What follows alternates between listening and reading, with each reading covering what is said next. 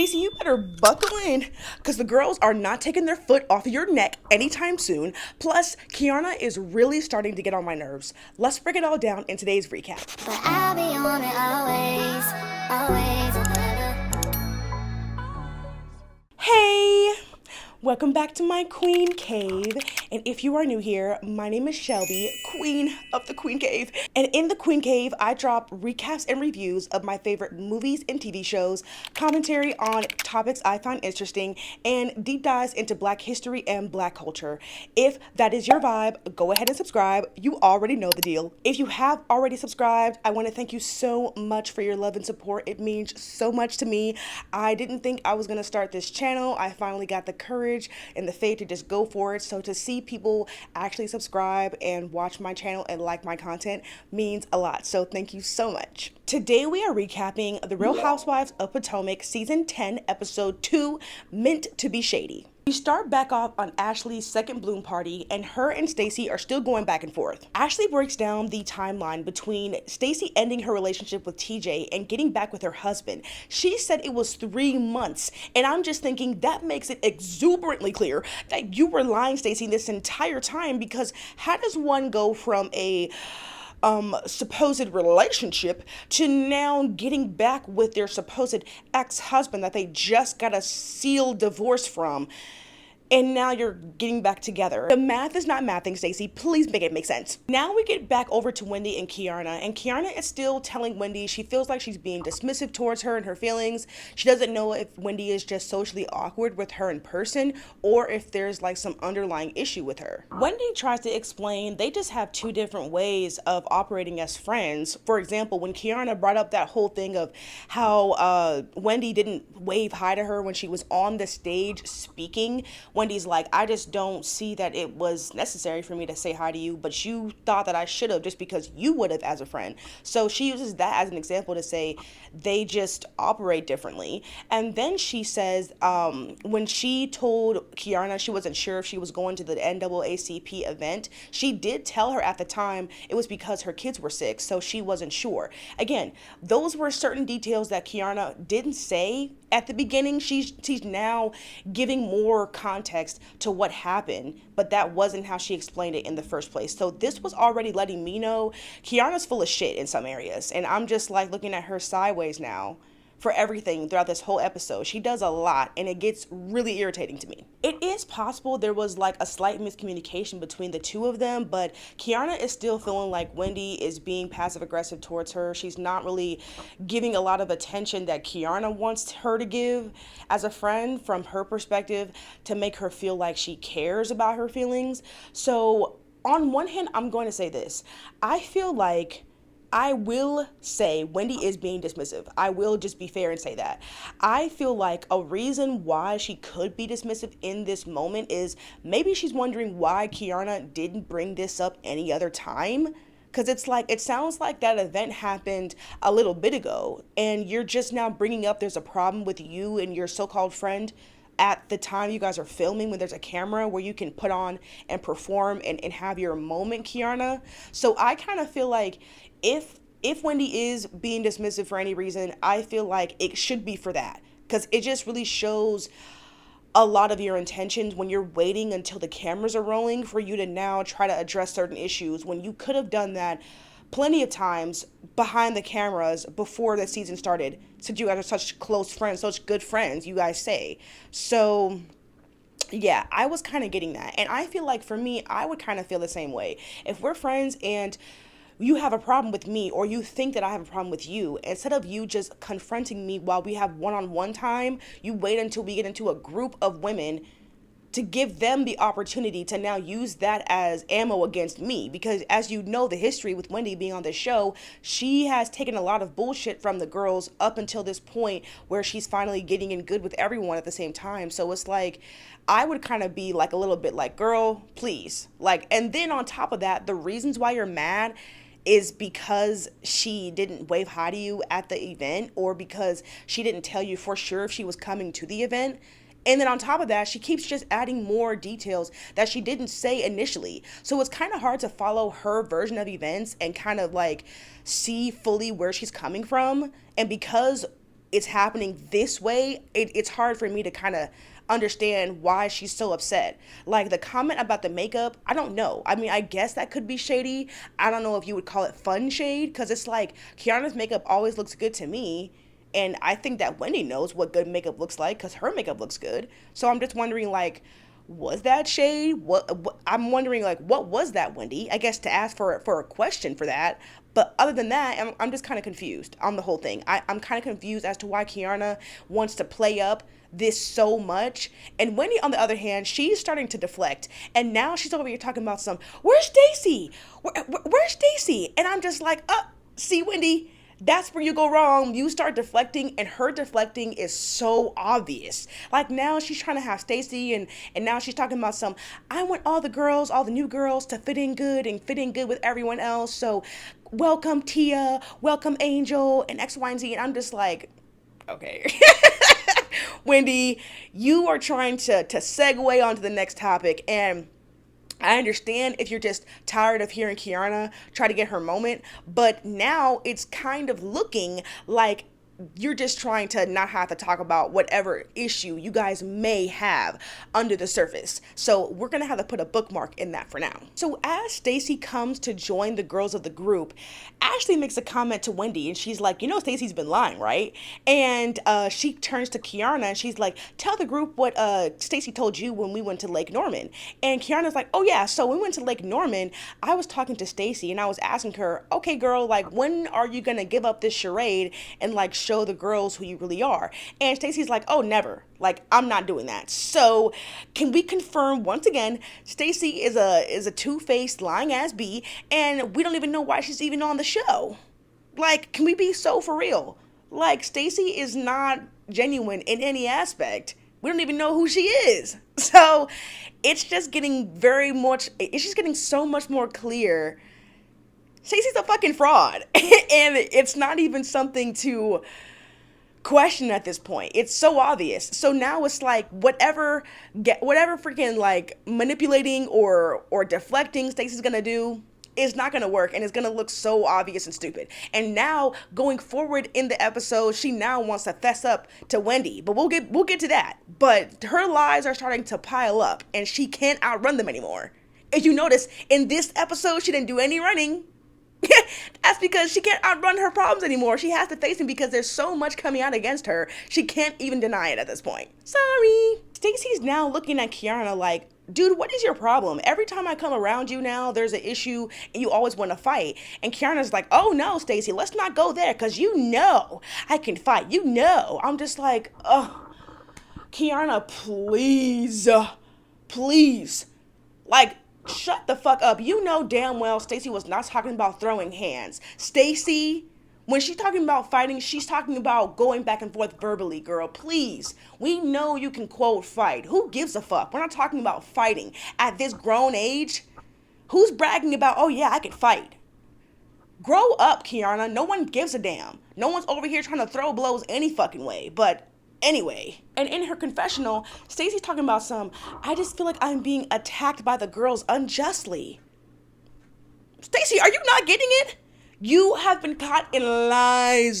The lies. The lies. There you go, this bitch. I'm telling you. You've been lying, girl. So I don't understand why you're confused.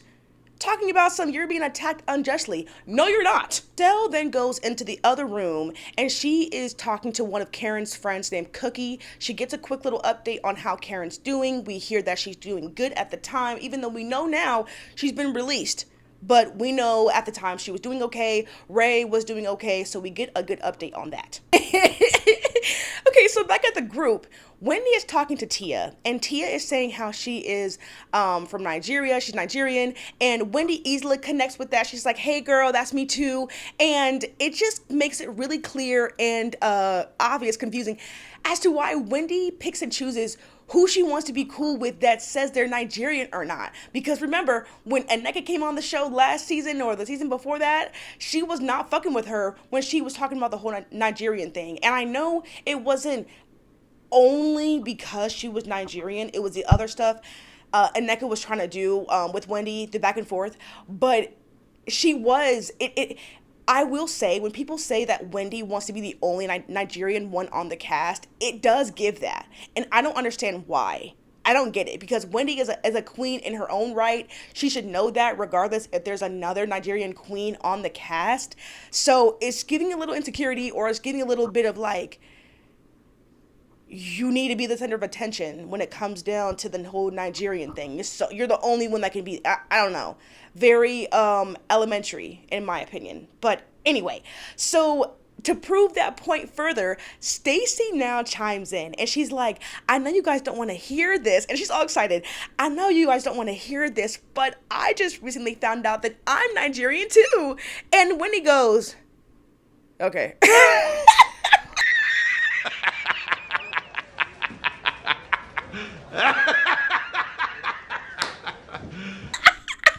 Wendy didn't give a damn, and she in her confession talking about some no comment.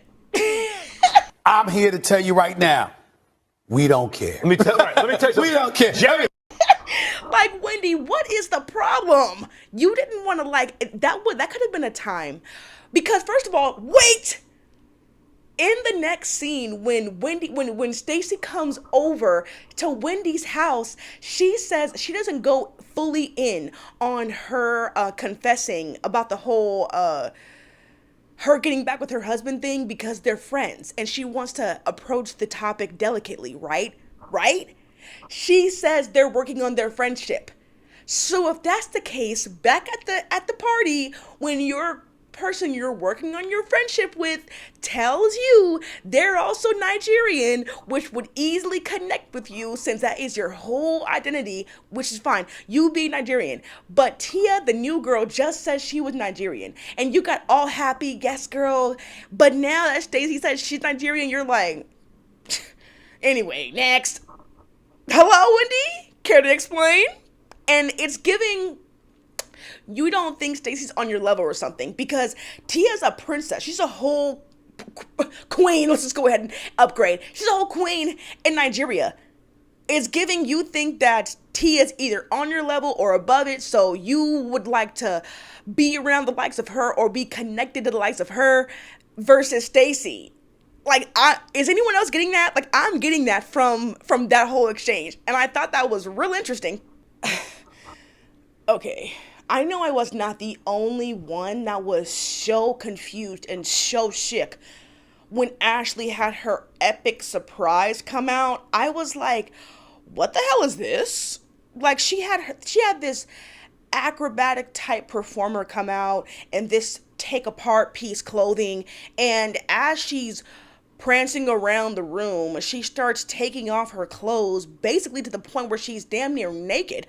And she's over here folding up like a lawn chair on the floor and rolling around and opening her legs and shit. And I was like, this is kind of like soft porn, is it not? And Ashley's over here like, bravo, again. And I'm like, girl, please stop this.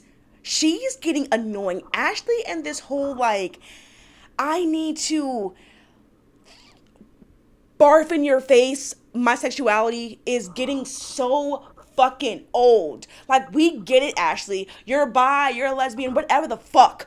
We don't give a fuck. Why do you need to put this type of shit around everyone else to make everyone else uncomfortable? Like, I wouldn't want to be at no event and watch no person be sitting over here taking their clothes off and rolling around on the floor and doing the splits and doing all this shit. Like, time and place. Like, I get it, this is your event, great, fine, no problem. For your friends and family, you should be thinking, is everyone else going to be comfortable with this? Are we going to be cool? Like, this is doing too much. I feel like that was completely unnecessary and just another way for Ashley to have some sort of shock value, something. If you notice that these last few seasons, that's all Ashley has been having go for her. Some type of shock value. And it's shocked for 2 seconds because we're already expecting something stupid like this from you, Ashley. Last season, that whole thing where she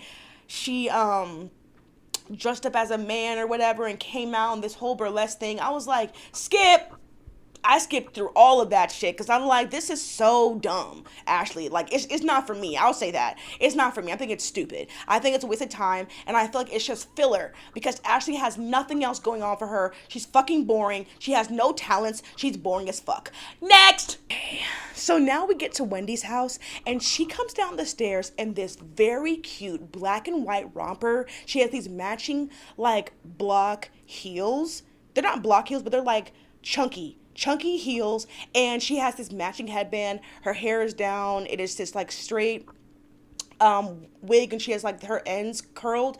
Very, very cute. It's giving preppy. I was like, oh my gosh. And she's oiled down. She looks so bomb. Stacy comes over and she wants to talk to Wendy. She says that she wants to be open and honest with Wendy because she's the most level-headed one out of the group. And to me, that gave, you want to go talk to Wendy because you think that she's gonna be on your side more than the other girls have been, because it seems like, if anything, Wendy is more of a neutral party when it comes down to Stacy. From what she's seen, that's why she picked her to go talk to her and tell her the truth, because I think she thinks Wendy isn't going to come down on her like everyone else does, but she should anyway if she's supposed to be her friend. Stacy starts off by telling Wendy what happened between her and Ashley at the dress shop, and she tells Wendy that within a minute of arriving, Ashley was screaming at her and showing her receipts of TJ. So that was a fucking lie. And I'm like, see, once again, Stacy,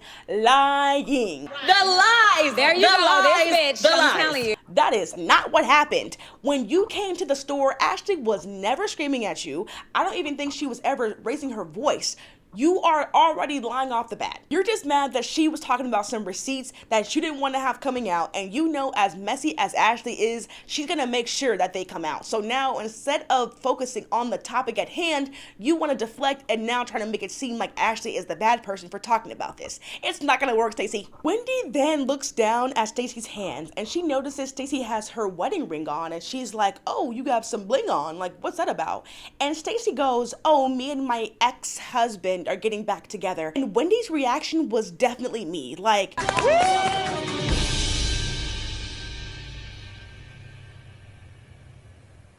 wait a damn minute.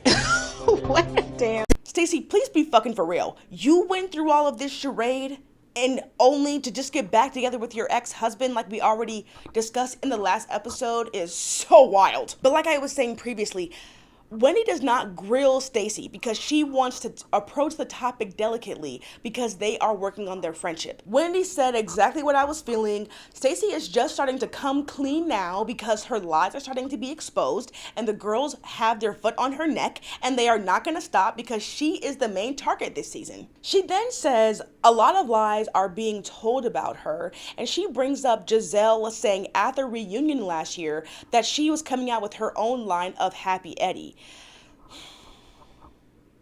She gonna first say that Giselle was lying about that. Then 2 sentences later, she says that she is coming out with her own cannabis line, but she didn't get into the industry because of Wendy and Eddie. But then Wendy says she heard through the grapevine that Stacy was going around through people in the weed industry and saying she wanted a company just like Happy Eddie. So it's like, are we telling the truth, Stacy, or not? You want to come over here and be so honest and upfront, and you're still lying right to Wendy's face. Like, just say what it is. Say it with your chest, please. Because all of this lying is not helping you. And clearly you're going to be exposed every single time. So why even keep lying at this point? And as Stacy is lying, you can physically see that she is starting to sweat. She's starting to sweat. All of the lies are starting to combust within her, and the sweat glands are starting to explode. And now it's like over her head and her forehead, all of her makeup is starting to melt off. You can see it. And I'm just thinking, like, each time they pan over to her, her makeup looks even more like it's drooping. So she talks about, so as Wendy is starting to, like, kind of get more deep into the weed topic, and she ends it off saying, well, you know what, I just wish you all the best in whatever you're choosing to do with your weed line, like, whatever. And that's when Stacy's like, oh, I gotta go to the bathroom. I'm like, oh, now you need to go to the bathroom when you are physically in the hot seat because it's hot as fuck outside. I don't know why they needed to be outside. It looked like it was hot. Like, it looked like Wendy was in a more like place where the sun didn't hit her as directly, but Stacy was directly in the hot seat and she started to sweat it out, and I was like, yeah, this is not looking good for you, Stacy. And it seems like as the season goes on, it's just gonna get worse and worse. Wow, the pressure is getting worse. So this is gonna be good. Now we're getting over to Tia's house. Giselle is meeting her over there. And here's a quick little rundown on Tia. Her and her husband have been married for 17 years. They have 4 kids together, 2 daughters and 2 sets of twins, a boy and a girl. So that's where Giselle and her have that connection. She says that her and her husband grew up drastically different. Him growing up in Chicago and her in Nigeria as a princess in a mansion in a palace. And she says they are completely different, but they balance out each other well. He has a really good job. I forgot what she said that he did, but Giselle said it was a great job. So he works out good. She works as a luxury real estate agent. She technically doesn't have to, but she says she likes to show her kids that they need to work for things in the world. Since she was essentially handed everything to her, she does not want to pass that down to her kids, which I think is great. She can at least break that cycle of having a silver spoon in your mouth. I think it's a great trait for her to be instilling in her kids early, showing them even though you have it, you can still be working on something. Don't just sit around and wait for a handout. Get off your ass and go build something for yourself with the resources that you already are being given from your parents. That is already tea. I really like Tia. I like hearing about her and her past, where she grew up and how she lives her life now. I love seeing her home. It's very much what we are looking for when we are going to Potomac. We want to see the girls and the housewives living these luxury lives. She's what we are looking for. So I want to see more of Tia. Next, we have a quick scene of Ashley. She's going to some dinner at the White House, I think. I wasn't even listening. And she is rekindling whatever she had with Josh, and they are having some sort of something. I skip every Ashley scene, so we are going to skip it now as well. Next! So now we get over to Angel and her husband. They go out on a cute little dinner date, and they are celebrating their 6th year anniversary. Angel then says she plans to get the girls together so she can spend more time getting to know them more and make her own judgments on each girl versus hearing anything from anyone else. So she has something planned at the end of the episode. Okay, so next, Giselle meets up at Keiarna's place for lunch, and she says that her and Greg are in a much better place. They are doing a lot better with their communication, XYZ. I don't really care for her and Greg's relationship, so we don't have anything to comment on that. Next, she then talks about her event she had at her business a few days prior and how she was talking with Tia, Angel, and Ashley about the issues between her and Wendy's friendship. And I'm just like, side note, you mentioned you had an event at your spa or whatever it is. Why do we not hear anything about your business, Keiarna? Why have we not heard anything from you about your business? Should you not be using this platform to more of promote your business so people know more about it, so we know more about it? Instead, the only thing that we can see from you is that you want to put on as much as you can to get a moment anywhere you can, because you know your spot on this show is dwindling, hanging in the balance, and you need to do whatever you can to secure your contract for next season. Your priorities are all fucked up. But anyway, and on top of that, I think it should be very much clear. It should say something that we didn't get any footage of the event. We didn't get any footage of even the back and forth you had with Angel on the show. We had to get a flashback. So I'm just kind of feeling like, should that not tell you your scenes are not worthy or do not hold enough value to be in the show? Should that not give you some sort of a, hello, whatever I'm doing is not working? Why are we not seeing more individual scenes from you? Why are we not seeing you be a boss in your business, in your spa, doing your thing? Because you're more focused on trying to secure your spot in the ways of being messy, and it's not going to turn out the way you want it to or the way you think it's about to. You look a fool. But anyway, she is talking about how she was talking to the girls about her and Wendy's problems. And she brings up the whole NAACP event, how she told her she didn't know for sure if she was going. She does tell the girls, well, she did mention that her kids were sick, so she didn't know if she was going. And Angel pipes in and she asks Keiarna, well, did you ask her if her kids were okay? And Keiarna goes, No. And Tia pipes in, she's like, well, her kids must be okay if she was able to go to the event. And Angel's like, well, we don't know that, so we shouldn't assume. And Keiarna's like, okay, Angel, like if you're gonna do that, then please just go ahead and do that. And I'm just like, what is the problem? You're mad because your friend is asking you to, first of all, not assume you know what's going on. Like, you didn't even ask if Wendy's kids were okay. That was the whole reason why she said she wasn't going. Like, at least some kind of common courtesy to your friend. At least check up on her kids. But you're mad because your friend is defending Wendy in that way and just asking you, okay, did you ask more questions? Just did you probe before you're gonna assume and make this assumption on Wendy? You're mad because she's not on your side? When I heard her say that, I was like, are you fucking kidding me, Keiarna? You're talking about Angel is not on your side? What are we in fucking high school? Grow the fuck up. You're almost 40 years old and you're mad because your friend is not being a yes man lapdog.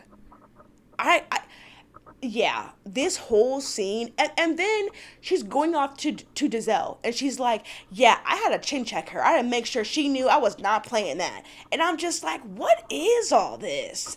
Like, Keiarna acts like she is so big and bad. She is so tough. She's over here talking about Angel and doing all this extra shit. And I'm just like, for you to be saying all this shit to anyone, to anyone, but to Giselle at that, the main one that does not give a fuck about you in any capacity, any friendship in any capacity, the main one that is looking to throw anyone under the bus for some drama, you run and tell her directly everything that you feel about your, quote, best friend for the last 20 years? How fucking stupid is that, Keiarna? Like, you gave her everything you gave her all the ammo she needs to use against you in the perfect time, and she does later on in the episode. Okay, so we get over to Angel. She is now hosting her Truth and Tranquility event for all the girls, and right off the bat, Giselle is being messy, and she's asking Keiarna and Wendy, she's like, so are you guys good? And Wendy is like, I'm good. Like, everything's good on my side. I don't know what the problem is. And in her confessional, Keiarna's like, I just feel like Wendy's just being passive aggressive at this point, and we haven't got to a place where we can just be cool and cordial every time we see each other. And I'm thinking, once again, how many times have you attempted to have this conversation off camera? How many times have you tried to pull her to the side like a fucking adult and say, hey friend, I feel this way, XYZ. Can we talk about it? Away from everyone else, away from the camera, so it feels like a genuine conversation and not you trying to sit over here and get a moment out of it, Keiarna. And the whole time when Giselle's over here like, oh, well, she says XY, we had a conversation and she says, it's like, can you not speak up for yourself? You want Giselle to be your fucking mouthpiece, Keiarna? You have all this shit to say behind closed doors. And now when it comes down to the real shit, you're on fucking mute. Open your fucking mouth and say what you feel with your fucking chest. That whole thing had me irritated. And I'm glad that Wendy was like, fucking painted dust. Because it's like, if you don't have the balls to come up to my face and just say that shit as you should to my, as a friend, then I don't want to hear it. And in her confessional, Wendy's like, this whole beef with Keiarna is one-sided. I'm at peace, she's in pieces. And And I was like, boom, exactly. Like, I don't understand what Keiarna is looking for. I don't know what the end goal is, but she is losing. 0-1 for Keiarna and Wendy. Like, I'm not wasting my energy anymore with this shit, and I'm glad that Wendy isn't either, because it's getting old already. And again, let's carve out, she does not give that energy when it comes down to Stacy. Stacy, she's all in her face. She's ready to go toe for toe. As Stacy said, every time she sees her, she's trying to fight. But when it comes to Wendy, she's real on mute most of the time. The only thing that we have heard her say to Wendy is these dumbass fucking examples she gives. And then the only thing she says in terms of how she feels is, oh, I feel like you're being dismissive. That's it. She says nothing else about how she feels to Wendy's face. The same thing is over and over and over again. So it's just like, Keiarna, you're scary as fuck. And I don't want to hear this whole big bad, oh, I can fight, I got hands. If you got hands, then you should easily be able to say with your mouth how you feel, right? I don't know. Next. Giselle then gets real messy. And she switches the attention over to Angel and Keiarna. And she goes, so how about you guys? Are you guys doing good? And Angel's like, yeah, we're doing good in my mind. Like, what's going on? And Keiarna's getting all nervous, and she's like, I'm about to throw this fruit at you. Girl, you better shut up. And Giselle's like, oh no, like, what were you saying before, girl? You said that you chin-checked Angel about the situation? And Keiarna's like looking at her like, girl, if you don't shut the fuck up. But she's over here telling her all of the business. She threw her right under the bus immediately. And Keiarna is caught off guard. She's stunned. She's on mute. She doesn't know what to say. Keiarna really is telling her, cut your shit. Cut your shit for what? You don't want the truth coming out, Keiarna? Oh, it's about to be spilled. And she was like panicking. She was like doing whatever she could to talk over Giselle, telling her, oh no, that's not what happened. And as she tries to go through damage control, she runs over to Angel, grabs her, and she's like, no. We don't chin check our friends. Are you being serious, Keiarna? Did you forget it was on camera? Yeah, what you said was on camera, and Giselle is like, oh no, you're not about to lie on me. You said that verbatim. And Angel's like, if Keiarna had an issue with me, she would definitely tell me. And I'm like, no, she wouldn't. Clearly she wouldn't. She's too scary. And Angel's like, and I don't believe that Keiarna would say that in the first place, because chin-checking somebody is just so aggressive. And I'm just like, well, I hope you believe it when you see it, Angel, because it is all on record. And Keiarna tries to do whatever she can to backtrack, and she's like, oh no, we don't do that. So now that they disperse, the group disperses, and Giselle is talking to Keiarna, and she's like, you definitely said that word for word. And Keiarna was like, I did I? And I was just like, now you want to act all clueless, bitch? Like, you were, that's what I'm talking about, just fake as fuck. You had a whole different tune at Giselle's, at your lunch with Giselle the other day. Now you want to be all confused and, did I say that? Who said that? Who had been saying that? Who said that? Who said that? Who said that? You said that, Kiearna, and you know you did. You just got caught up in a lie with your friend, and you don't want to have to sit up here and admit it during the time of. So now, when Giselle was like, you said that, and I think that Keiarna only fessed up to it because she knows Giselle is going to keep pushing that until she does come clean. So so in her mind, she's like, let me just go ahead and own up to it so she can't use that as ammo. So she goes over to Angel, and she goes, Giselle just told me that I did say chin checked. So I just want to say I did say it, and I apologize. I was just trying to say I checked the situation, just to be clear.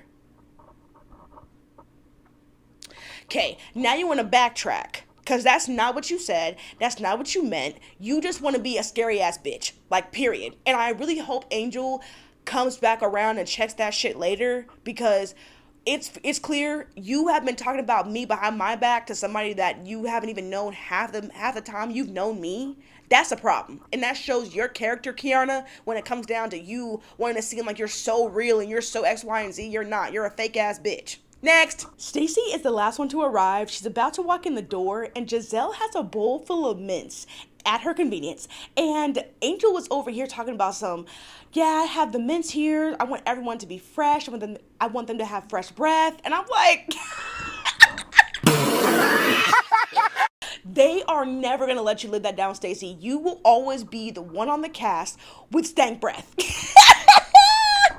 Ashley then adds on that and tells the whole group, and she's like, Stacy, we all kind of agreed you have hot, nasty, stink breath. And Stacy goes, oh, okay. And she goes over in her confessional, and she's like, if me having stink breath is more of a topic than the rest of what everyone else is talking about, then I'll take the stink breath. And I'm like, Stacy, that's not it. That's just what they're going to add on to it. You are a stink breath liar.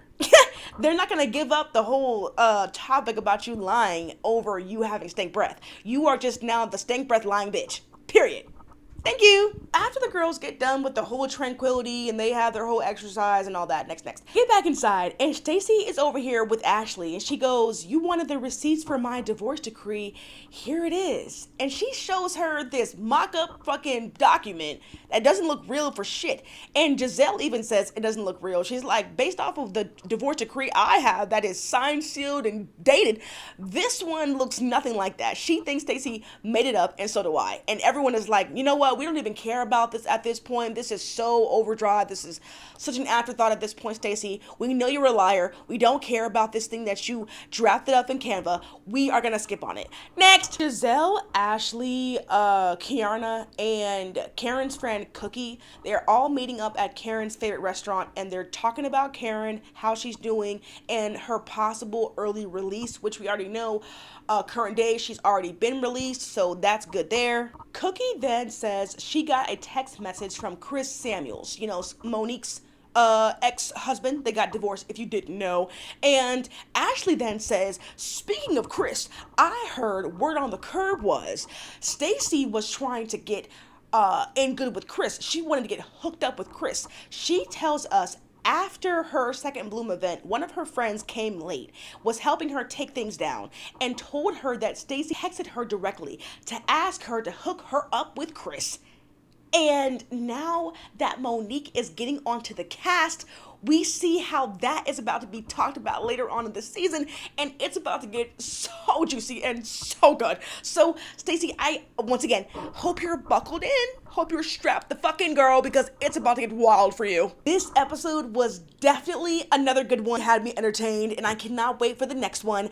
Can we please talk about Keiarna in the comments down below? Let me know how you feel about her little act, how she's doing a lot to perform and kind of get a moment out of anything she can. Let me know how you feel about that in the comments down below. If you did like this video, hit the subscribe and like button so YouTube knows that you are rocking with my content, and continue to push it out even more so more people can see what's going on in the Queen Cave.